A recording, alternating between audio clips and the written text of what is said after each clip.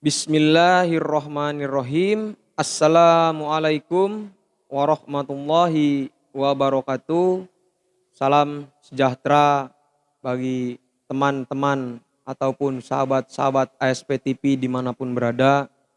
Semoga teman-teman dalam keadaan sehat walafiat, lahir serta batin. Dan jangan lupa tetap jaga protokol kesehatan.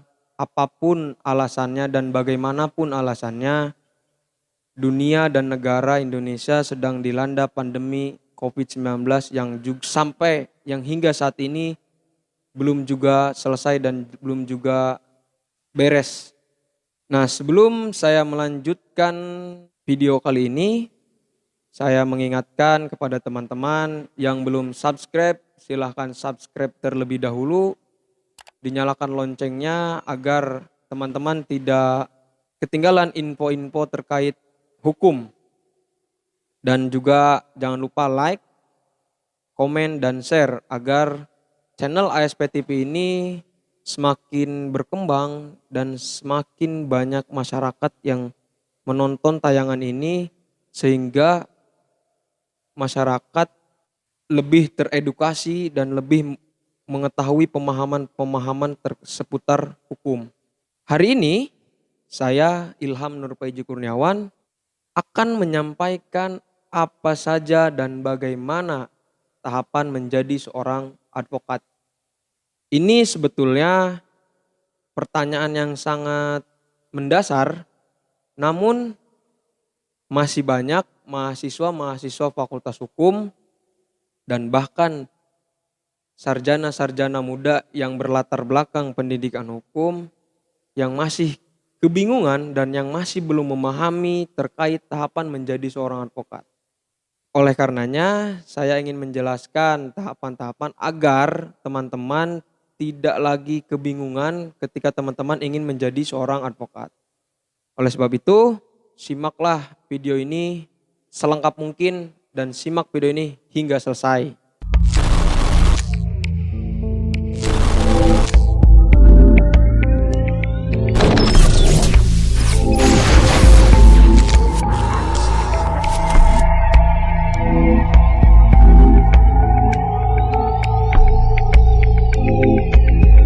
Oke, tahapan menjadi seorang advokat, tahapan yang pertama adalah teman-teman harus seorang sarjana hukum ataupun sarjana syariah.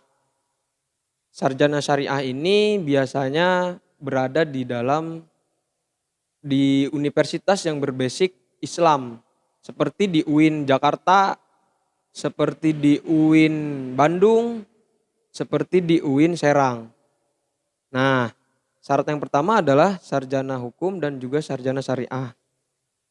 Ketika teman-teman saat ini sudah menyandang gelar sarjana hukum dan sarjana syariah, atau teman-teman saat ini sedang berproses atau berpendidikan, lagi sedang sekolah di fakultas hukum maupun fakultas syariah, teman-teman sudah memenuhi syarat yang pertama, yaitu berlatar belakang pendidikan hukum.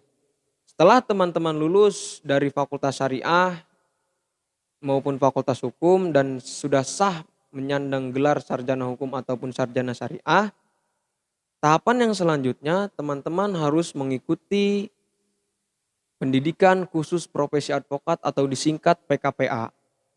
Nah, PKPA ini biasanya diadakan oleh organisasi advokat yang bekerja sama dengan universitas ataupun sekolah tinggi ilmu hukum seminimal-minimalnya akreditasi B.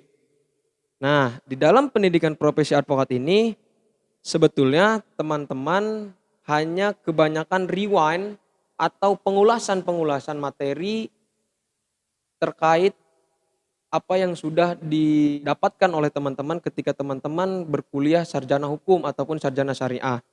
Akan tetapi titik pembedanya adalah ketika kita kuliah, kita hanya belajar tentang teori-teori tentang hukum. Jarang sekali dosen itu mempraktekkan atau menyandingkan teori dengan praktek. Nah, dalam PKPA ini teman-teman akan dihadirkan antara teori dengan praktek. Teorinya seperti apa dan prakteknya ketika teman-teman menjadi seorang advokat itu seperti apa. Nah, dan juga lama proses PKPA ini dalam waktu kurang lebih 8 hingga 10 hari tergantung daripada organisasi advokat itu tersendiri. Dan hari ataupun waktunya biasanya dilaksanakan di hari weekend antara Sabtu dan Minggu karena mungkin para sarjana ini kan ada yang bekerja, ada yang harus mencari pekerjaan, ada yang kegiatan lain. Nah, makanya diadakan di hari Sabtu dan Minggu. Setelah teman-teman lulus atau memiliki sertifikat PKPA, tahapan yang selanjutnya adalah teman-teman harus mengikuti ujian profesi advokat atau disingkat UPA. Nah, di dalam ujian profesi advokat ini, teman-teman akan diuji seberapa layak teman-teman menjadi seorang advokat. Nah, saya akan gambarkan sedikit terkait ujian profesi advokat ini. Di dalam ujian profesi advokat, nanti teman-teman akan dihadirkan dengan 2 tipe soal. Tipe soal yang pertama adalah pilihan ganda dengan jumlah soal kurang lebih 120 soal dengan waktu 120 menit. Yang dimana 120 soal ini berisikan materi tentang hukum acara pidana, hukum acara perdata, hukum acara PT-UN, hukum peradilan hubungan industrial, hukum peradilan agama, kode etik advokat, dan undang-undang advokat. Nah, di dalam soal pilihan ganda ini teman-teman akan diuji dengan 7 materi tersebut. Dan itu pengujiannya random ya teman-teman. Tipe soal yang kedua adalah esai, yang dimana nanti teman-teman diberikan soal ataupun diberikan sebuah kasus posisi atau peristiwa hukum yang dimana dari rangkaian cerita atau kronologis peristiwa hukum yang terjadi, teman-teman diminta untuk membuat surat kuasa dan juga surat gugatan dari kasus posisi ataupun peristiwa hukum yang terjadi yang menjadi soal tersebut. Nah, ketika teman-teman sudah dinyatakan lulus dan memiliki sertifikat pernyataan lulus ujian profesi advokat atau UPA, tahapan yang selanjutnya teman-teman diwajibkan magang selama 2 tahun secara terus-menerus di kantor advokat. Terkait magang secara terus-menerus selama 2 tahun ini, sebetulnya tidak ada aturan baku, tidak ada aturan yang memang saklek ketika seperti apa sih magang 2 tahun.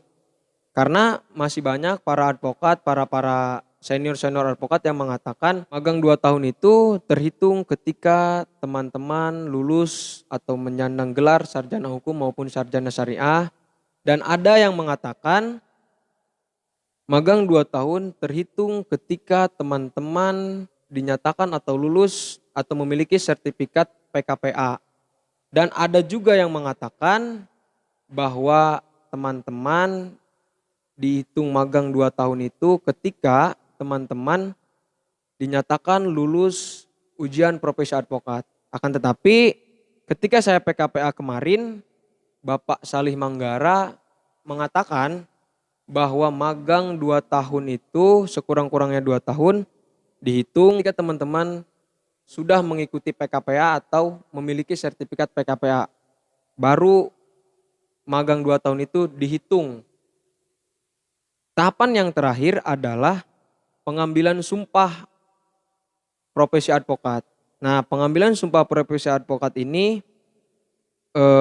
dasar hukumnya adalah terdapat di dalam pasal 4 Undang-Undang Nomor 18 Tahun 2003 tentang advokat yang berbunyi, sebelum menjalankan profesinya, advokat wajib bersumpah menurut agamanya atau berjanji dengan sungguh-sungguh di sidang terbuka di pengadilan tinggi wilayah domisili hukumnya.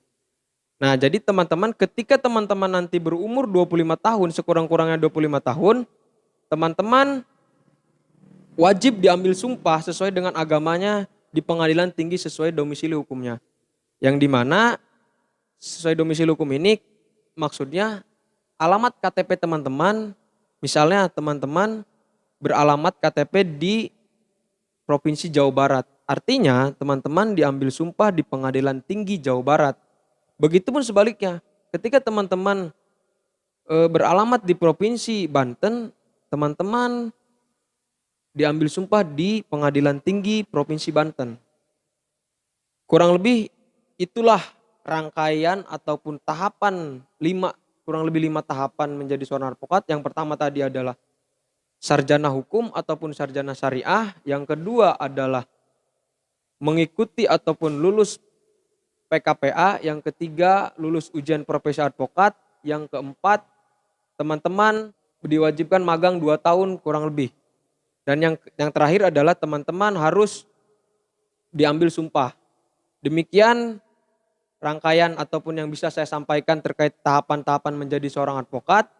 Semoga ini memberi wawasan serta pengetahuan kepada teman-teman yang ingin menjadi seorang advokat. Akhiril kata, pesan dari saya, jadilah advokat yang baik, jujur, bertanggung jawab, dan berintegritas tinggi.